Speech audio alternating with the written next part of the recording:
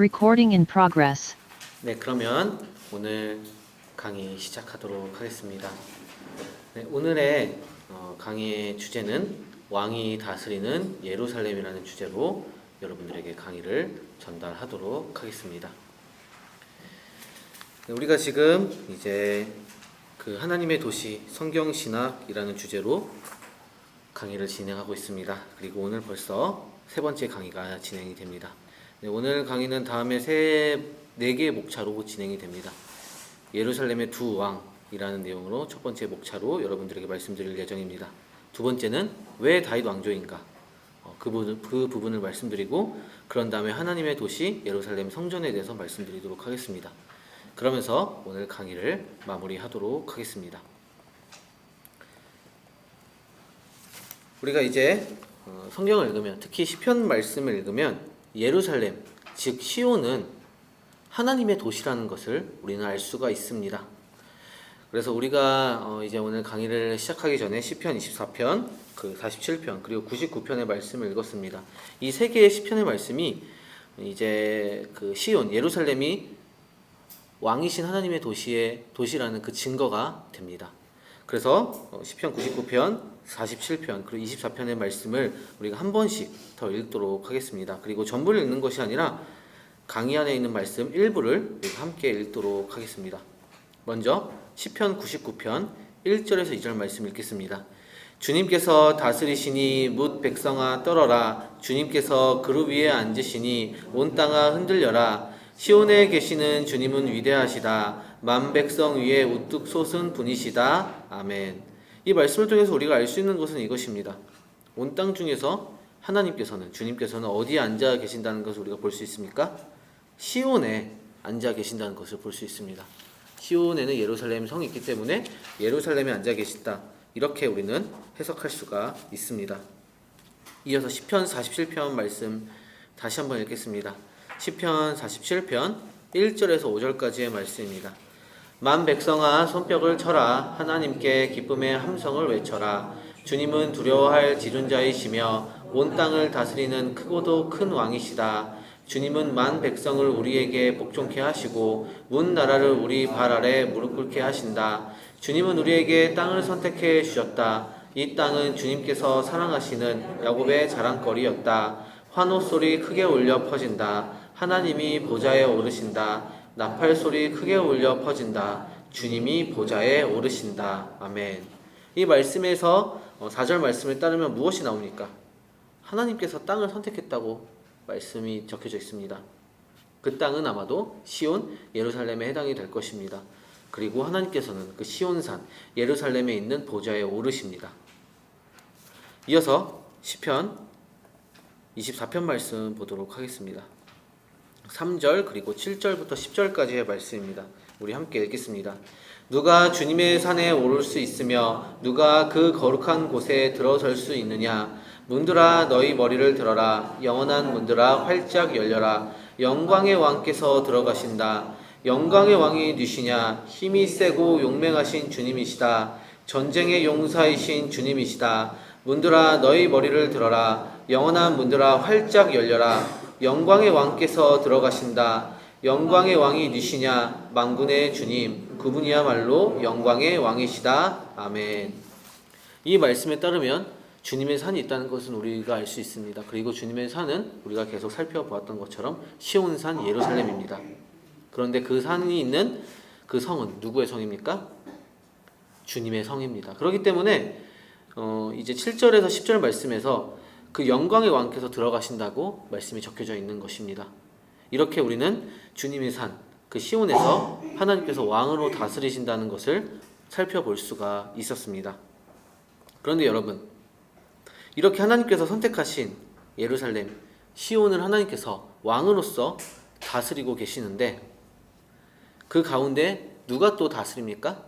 다윗이 다스립니다. 우리가 구약의 말씀을 보면은 다윗이 다스린다는 것을 볼 수가 있습니다. 그리고 다윗의 아들 솔로몬도 다스리고 다윗 왕조가 다스린다는 것을 또한 살펴볼 수가 있습니다. 그렇기 때문에 우리는 왜 그리고 어떻게 인간인 다윗 왕조가 하나님과 함께 이 예루살렘 시온산을 다스리는지에 대해서 알 필요가 있습니다. 그래서 오늘은 어떻게 그 다윗 왕이 다스리게 되었고 왜 다스리게 되었으며 그것은 어떤 의미를 가지고 있는지 이 부분을 살펴보도록 하겠습니다.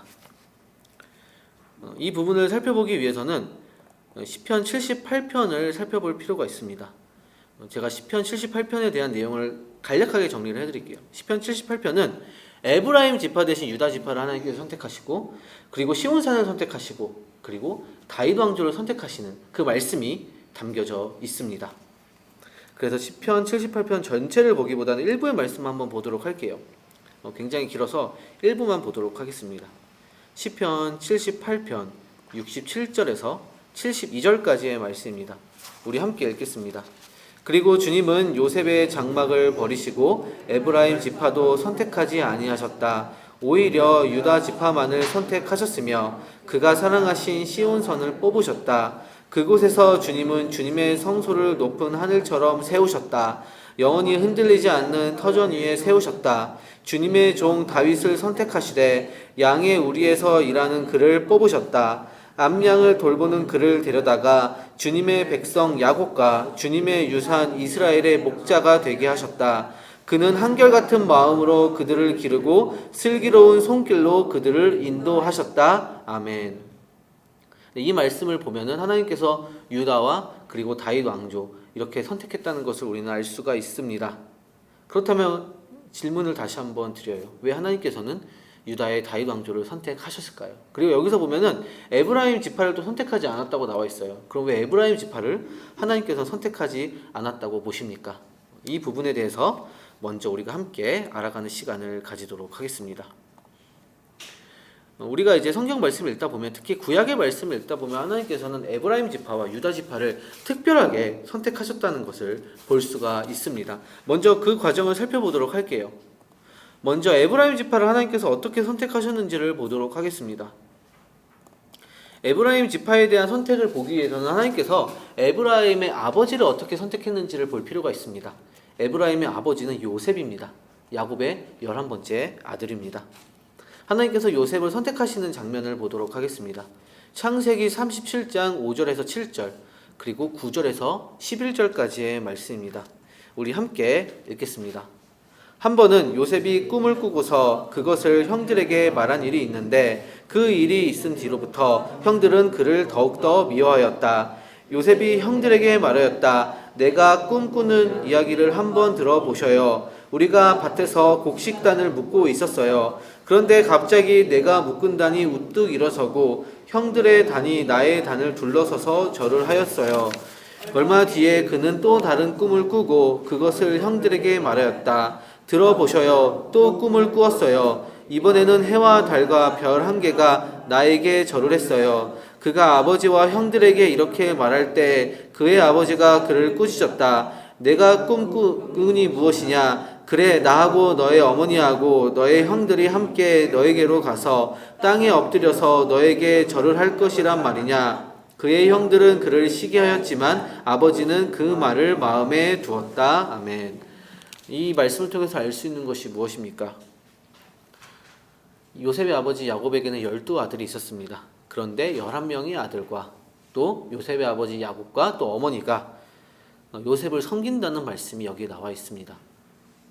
요셉은 어릴 때 그 꿈을 통해서 알게 되었습니다. 요셉이 어떤 능력과 권력을 가지기 전에 이미 하나님께서 꿈을 통해서 요셉에게 전달하신 내용이었습니다. 이처럼 하나님께서는 요셉을 선택하셨음을 우리는 알 수가 있습니다.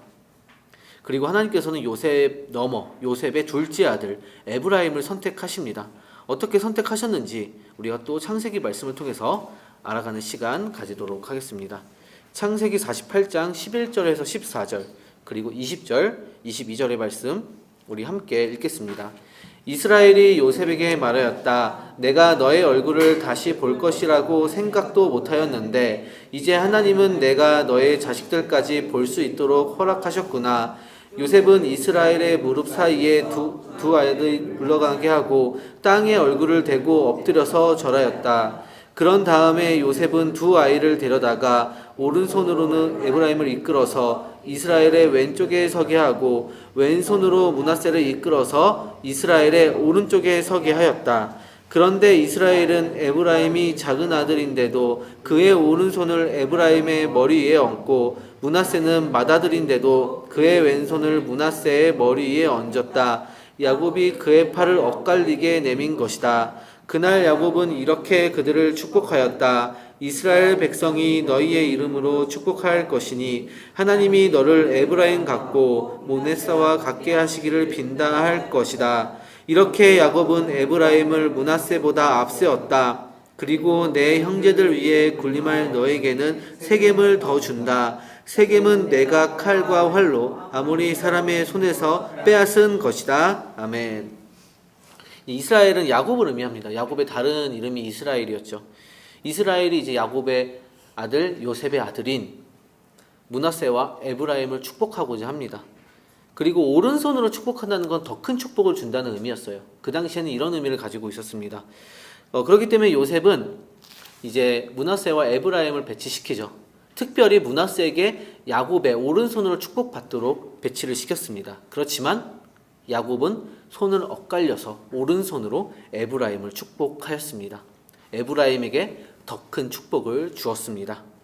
이것만 보더라도 하나님께서는 요셉의 둘째 아들 에브라임을 선택하셨다는 것을 살펴볼 수가 있습니다. 또 특별히 요셉 그리고 에브라임에게는 세겜을 주었습니다. 세겜은 야곱이 그 세겜 사람들과 전쟁을 통해서 얻었던 땅입니다. 그래서 특별히 선택하시면서 그 땅을 하나님께서 에브라임에게 주셨습니다.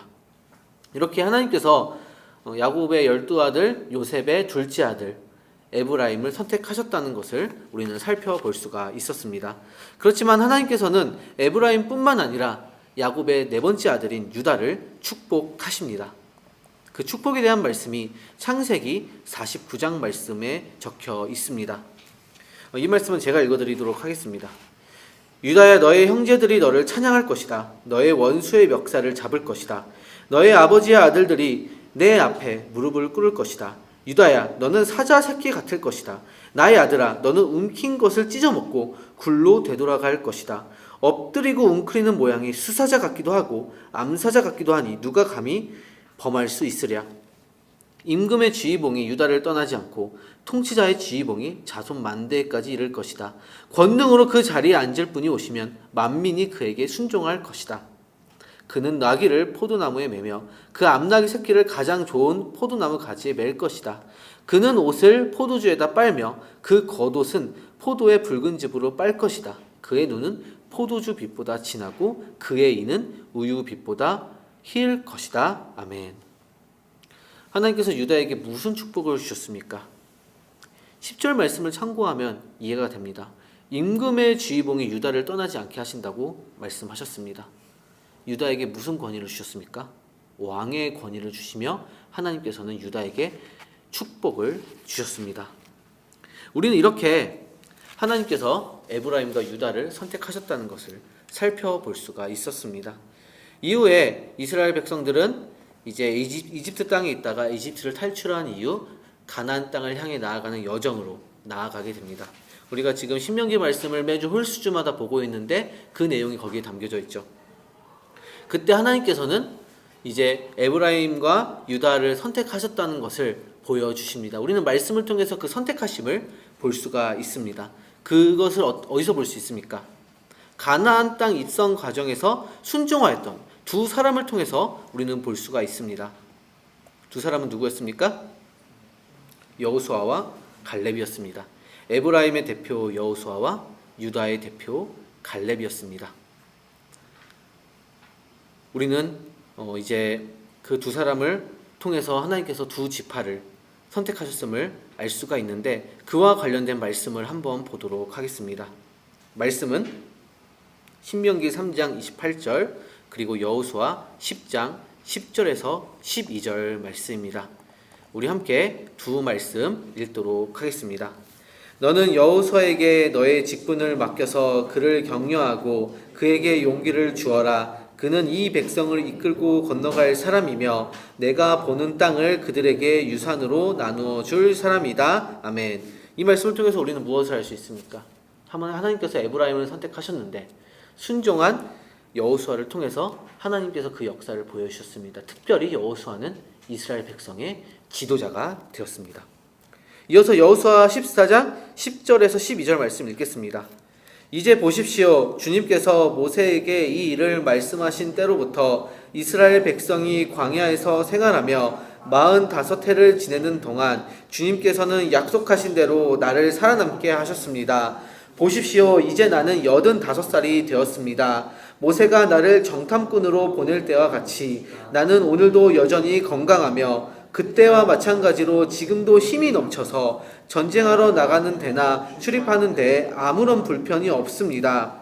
이제 주님께서 그날 약속하신 이 산간 지방을 나에게 주십시오. 그때 당신이 들은 대로 과연 거기에는 아낙 사람이 있고 그 성읍은 크고 견고합니다. 그러나 주님께서 나와 함께 하시기만 한다면 주님께서 말씀하신 대로 나는 그들을 쫓아낼 수 있습니다. 아멘. 이렇게 유다 지파의 선택됨을 갈렙을 통해서 우리는 볼 수 있었습니다. 그런데 갈렙은 어떤 삶을 살아갑니까? 선택받은 지파로서 어떤 삶을 살아갑니까? 땅을 정복하였습니다. 네, 이렇게 하나님께서 에브라임과 유다 지파를 여호수아와 갈렙을 통해서 선택하셨음을 우리는 볼 수가 있었습니다. 그런데 여러분, 이렇게 두 지파가 축복받고 선택을 받았잖아요. 그리고 그렇게 가나안 땅에 입성하게 되었습니다. 특별히 지도자와 땅을 정복함으로 입성하게 되었습니다. 그렇다면 두 지파가 가나안 땅을 입성한 이후의 삶이 어떻게 드러났을까요? 어떤 삶을 그들은 살았을까요? 먼저 에브라임 지파가 어떤 삶을 살았는지 보도록 하겠습니다. 먼저 여호수아 18장 1절의 말씀을 읽도록 하겠습니다. 이스라엘 자손이 그 땅을 정복한 뒤 일이다. 이스라엘 자손 온 회중이 실로에 모여서 거기에 회막을 세웠다. 아멘. 실로 땅은 에브라임 지파의 땅이었습니다. 그리고 실로에 무엇이 건설이 되었습니까? 성막, 회막이 건설이 되었습니다. 하나님의 집이 건설이 되었습니다. 그런데 시편 78편 9절에서 11절에서는 에브라임 지파가 하나님의 땅에 그 가나안 땅에 입성한 이후의 삶을 설명해 주고 있습니다. 어떻게 말하는지 우리 함께 9절에서 11절 말씀 읽겠습니다. 에브라임의 자손은 무장을 하고 활을 들고 나섰지만 정작 전쟁이 일어났을 때에 물러가고 말았다. 그들은 하나님과 맺은 언약을 지키지 않으며 그 교훈을 따르기를 거절하였다. 그들은 그가 이루신 일들과 그가 보이신 기적들을 잊어버렸다. 아멘. 실로에 분명 하나님의 회막이 있었습니다. 그럼에도 불구하고 에브라임 지파는 하나님과 맺은 언약을 지키지 않았습니다. 하나님께서 전달하신 그 교훈과 율법을 따르지 않았습니다. 그리고 하나님께서 일으키셨던 그 수많은 기적들, 출애굽의 기적들, 가나안 땅의 그 여정, 그 나아가는 그 여정 가운데 기적들, 그리고 입성한 이후에 그 기적들을 다 잊어버렸습니다. 그렇지만 유다 지파는 어땠을까요? 이 부분은 룻기 말씀을 통해서 알 수가 있습니다. 룻기 4장 9절에서 10절 말씀을 읽으며 유다 지파는 가나안 땅 입성 이후에 어떤 태도를 가졌는지 우리 함께 알아가는 시간 가지도록 하겠습니다. 우리 함께 말씀 읽겠습니다. 그러자 보아스가 원로들과 온 마음 사람들에게 선언하였다. 여러분은 오늘 이 일의 증인입니다. 나는 엘리멜렉이 가지고 있던 모든 것과 기런과 말론이 가지고 있던 모든 것을 나오미의 손에서 사겠습니다. 나는 말론의 아내인 모압 여인 룻도 아내로 맞아들여서 그 유산이 고인의 이름으로 남아있도록 하겠습니다. 그렇게 하여 고인의 이름이 끊어지지 않고 친족들 사이에서도 끊어지지 않도록 하겠습니다. 여러분은 오늘 이 일의 증인입니다. 아멘. 여기서 인물이 나옵니다. 어떤 인물입니까? 보아스입니다. 보아스는 자신의 친족 엘리멜렉의 가문을 잇습니다. 참고로 엘리멜렉은 룻기 1장에 따르면 자신의 아내 나오미와 그리고 두 아들 기런과 말론과 함께 자신의 고향인 베들레헴을 떠나 모압 땅에 갔습니다. 그곳에서 죽었습니다. 두 아들 기런과 말론도 죽었습니다. 3명의 과부만 남았습니다. 엘리멜렉의 아내인 나오미와 그리고 며느리인 오르바와 룻만 남았습니다. 그리고 오르바는 모압 땅에 남았고 나오미와 룻은 넘어갔습니다. 다시 돌아왔습니다. 베들레헴으로 돌아왔습니다. 그렇지만 그 가문에는 남자가 없었습니다. 그래서 그 가문이 끊어질 위기에 처해 있었고 땅을 잃어버릴 위기에 처해져 있었습니다. 그때 보아스는 룻과 결혼하며 그 가문을 이었습니다. 그 땅을 지켰습니다. 이것을 이제 전문 용어로 고엘이라고 하고 기업을 무르다라는 의미를 가지고 있습니다. 하나님께서는 말씀으로 분명히 전달하셨습니다. 약속의 땅을 지키라고 전달하셨고 그 가문을 지키라고 말씀하셨습니다. 보아스는 그것을 행했습니다. 하나님의 말씀을 지켰던 것입니다. 그리고 보아스의 삶은 유다 지파가 하나님의 말씀을 지켰음을 보여주고 있습니다. 그리고 보아스는 훗날 다윗의 증조 할아버지가 됩니다. 이렇게 축복받은 유다 지파가 하나님의 말씀을 가나안 땅에서 지켰다는 것을 우리는 살펴볼 수가 있었습니다. 이어서 하나님께서는 유다 지파 중에 다윗을 왜 선택하셨는지를 보도록 하겠습니다. 이에 대한 말씀은 사무엘하 말씀을 통해서 알 수가 있습니다. 사무엘하 5장 6절에서 7절 그리고 10절의 말씀 우리 한 목소리로 읽겠습니다. 다윗 왕이 부하들을 거느리고 예루살렘으로 가서 그 땅에 사는 여부스 사람을 치려고 하니 그들이 다윗에게 말하였다. 너는 여기에 들어올 수 없다. 눈먼 사람이나 다리 저는 사람도 너쯤은 물리칠 수 있다.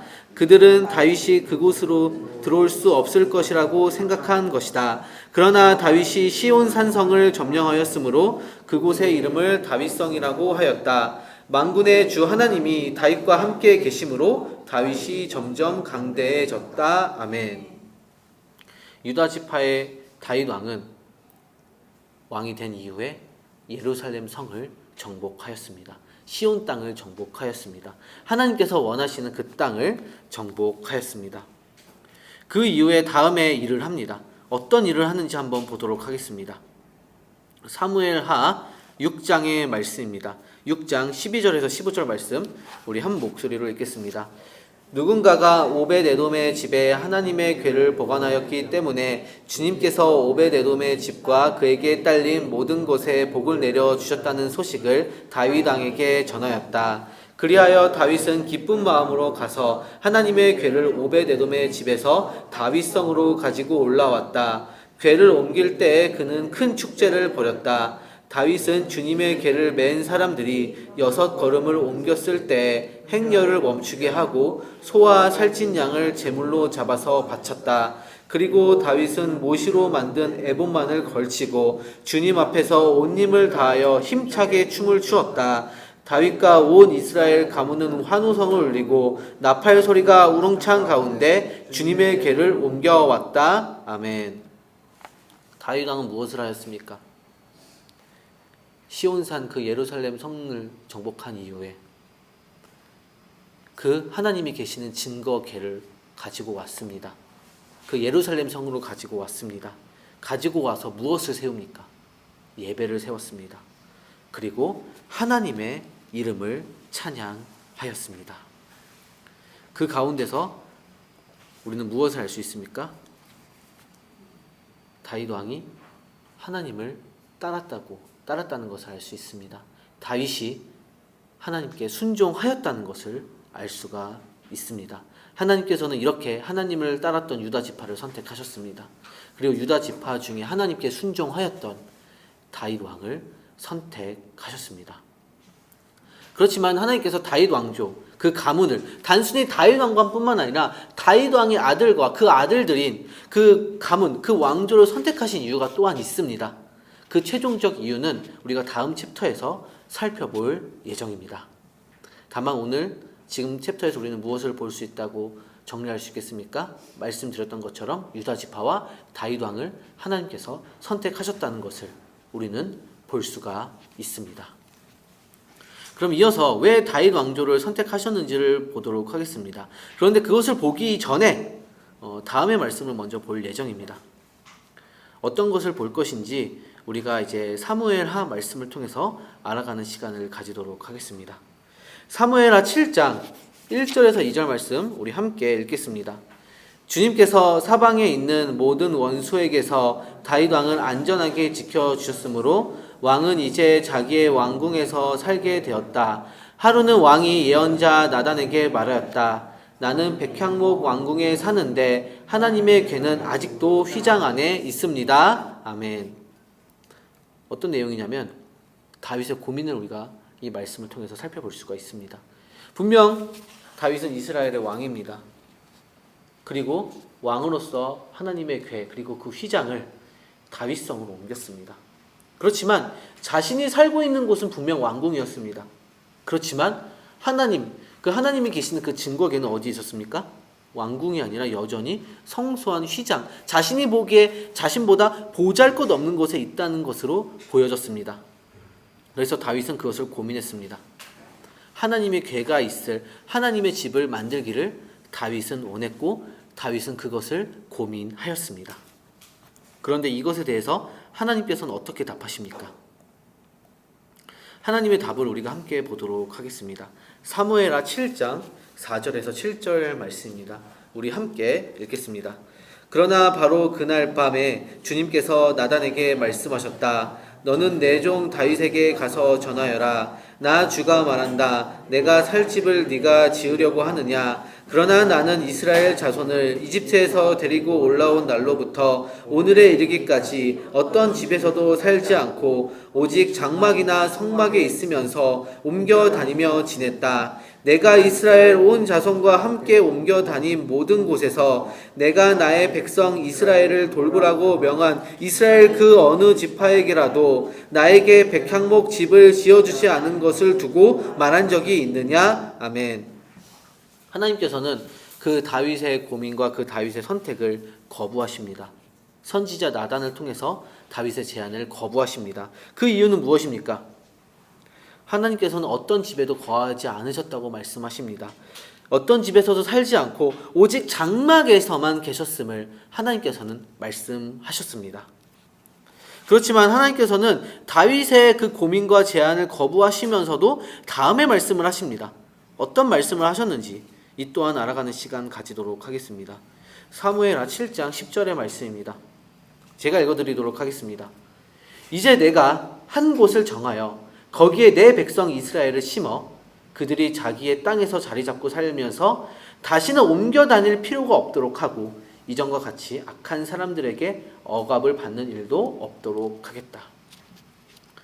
어떻게 하나님께서 직접 말씀을 하십니까? 내가 직접 장소를 선택하겠다. 그리고 그 장소에 내가 성전을 건축하겠다. 이렇게 하나님께서는 언급하셨습니다. 이걸 통해서 알 수 있는 것은 무엇입니까? 분명 하나님께서는 유다 지파 선택하셨습니다. 다윗 선택하셨습니다. 그렇지만 아무리 그 지파와 사람을 선택하셨다 할지라도 하나님의 집은 누가 지으십니까? 인간이 짓는 것이 아닙니다. 하나님께서 하나님의 방법으로 지으시는 것입니다. 그렇다면 하나님께서 하나님의 집을 하나님의 방법으로 어떻게 지으셨는지를 살펴보도록 하겠습니다. 하나님께서 집을 어떻게 지으셨는지 시편 132편 말씀을 통해서 우리는 알 수가 있습니다. 시편 132편 13절 14절 말씀 우리 함께 읽겠습니다. 주님께서 시온을 택하시고 그곳을 당신이 계실 곳으로 삼으시기를 원하셔서 이렇게 말씀하셨다. 이곳은 영원히 내가 쉴 곳, 이곳을 내가 원하니 나는 여기에서 살겠다. 아멘. 하나님께서는 어디를 집으로 선택하셨습니까? 예루살렘 시온산을 선택하셨습니다. 다윗이 다윗성을 예루살렘에 짓고 시온에 지었다고 그 집이 하나님의 집이 된 것이 아닙니다. 하나님께서 그 집을 선택하지 않으셨으면 그 집은 하나님의 집이 될 수가 없습니다. 하나님께서 선택하셨기 때문에 예루살렘이 시온산이 하나님의 집이 되었습니다. 이어서 그 시온산에 하나님께서 성전을 어떻게 건축하셨는지를 보도록 하겠습니다. 잠언 3장 말씀 그리고 잠언 24장 말씀을 통해서 우리는 알 수가 있습니다. 먼저 잠언 3장 말씀 읽도록 하겠습니다. 주님은 지혜로 땅에 기초를 놓으셨고 명철로 하늘을 펼쳐 놓으셨다. 그분은 지식으로 깊은 물줄기를 터뜨리시고 구름에서 이슬이 내리게 하신다. 집은 지혜로 지어지고 명철로 튼튼해진다. 지식이 있어야 방마다 온갖 귀하고 아름다운 보화가 가득 찬다. 아멘. 잠언 3장 말씀을 통해서 우리는 무엇을 알 수 있습니까? 하나님께서 창조를 어떻게 하셨는지를 볼 수가 있습니다. 하나님께서는 온 세상을 창조하실 때 하나님의 지혜로 창조하셨습니다. 그런데 동일한 방법으로 하나님께서는 예루살렘의 시온산에 하나님의 집을 짓습니다. 무엇으로 짓습니까? 하나님의 지혜로 짓습니다. 즉 하나님의 방법으로 성전을 건축하셨습니다. 그런데 하나님께서는 이렇게 하나님의 방법으로 성전을 건축하시면서 하나님의 사랑과 그 은혜를 다윗 왕에게 허락하십니다. 어떤 은혜를 허락하십니까? 다윗은 하나님을 위해서 집을 짓고자 시도했다는 것을 우리는 보았습니다. 이것을 보시고 하나님께서는 다윗과 그 왕조를 영원히 세우실 것을 약속하십니다. 다윗의 후계자를 통해서 하나님의 집이 또한 건축될 것을 또한 약속하십니다. 이에 대한 말씀 우리 함께 보도록 하겠습니다. 사무엘하 7장 11절에서 13절 그리고 16절의 말씀입니다. 이 부분의 말씀 제가 읽어드리도록 하겠습니다. 이전에 내가 나의 백성 이스라엘에게 사사들을 세워준 때와 달리 내가 너를 너의 모든 원수로부터 보호하여서 평안히 살게 하겠다. 그뿐만 아니라 나 주가 너의 집안을 한 왕조로 만들겠다는 것을 이제 나 주가 너에게 선언한다. 너의 생애가 다하여서 네가 너의 조상들과 함께 묻히면 내가 내 몸에서 나올 자식을 후계자로 세워서 그의 나라를 튼튼하게 하겠다. 바로 그가 나의 이름을 드러내려고 집을 지을 것이며 나는 그의 나라의 왕위를 영원토록 튼튼하게 하여 주겠다. 내 집과 내 나라가 내 앞에서 영원히 이어갈 것이며 내 왕위가 영원히 튼튼하게 서 있을 것이다. 아멘. 하나님께서는 이렇게 자신의 성전을 하나님의 방법으로 건축하셨습니다. 그리고 그 방법을 이루기 위해서 다윗의 아들을 사용하셨습니다. 그리고 다윗의 아들과 그 후손들, 그 다윗 왕조를 하나님께서는 영원히 선택하셨습니다. 네, 그러면 오늘의 강의를 한번 마무리하도록 하겠습니다. 여러분, 오늘 강의를 통해서 우리는 무엇을 처음으로 볼 수 있었습니까? 예루살렘 시온성은 하나님께서 선택하신 왕의 도시라는 것을 우리는 먼저 볼 수가 있었습니다. 그런데 하나님께서 이 도시를 선택하실 때 하나님의 사람을 또한 선택하셨습니다. 하나님의 말씀을 잊지 않고 따랐던 유다지파, 그리고 유다지파의 다윗, 그리고 다윗 왕조를 하나님께서는 선택하셨습니다. 그 결과 예루살렘은 하나님께서 다스리시면서 또 하나님께서 선택하신 인간왕, 다윗왕, 그리고 그 후손인 다윗 왕조가 다스리는 곳이 되었습니다. 오늘 강의의 내용이 이것이었습니다. 그런데 여러분, 제가 그 하나님의 도시라는 성경 신학 강의를 시작하면서 어떤 것을 말씀드렸습니까? 하나님께서 에덴을 창조하신 목적에 대해서 제가 말씀을 드렸습니다. 에덴의 창조의 목적은 무엇이었습니까? 하나님의 사람들과 함께하길 원하시는 그 창조 공동체가 바로 에덴이었습니다. 그리고 하나님께서는 무엇을 원하신다고 제가 여러분들에게 말씀드렸습니까? 에덴의 회복을 원한다고 말씀드렸습니다. 에덴이 회복되고 에덴이 실현되는 것을 원한다고 말씀드렸습니다. 그리고 하나님의 도시 예루살렘이 그것을 위해 선택되었다는 것을 말씀드렸습니다. 그래서 다윗 왕조가 예루살렘을 다스리는 왕조로 선택받았다는 것은 무엇을 의미합니까? 하나님께서 원하시는 창조 공동체가 이루어진다는 것으로 우리는 정리할 수 있을 것입니다. 그렇다면 여러분, 이것을 알게 된 우리는 어떤 삶을 살아야 되겠습니까?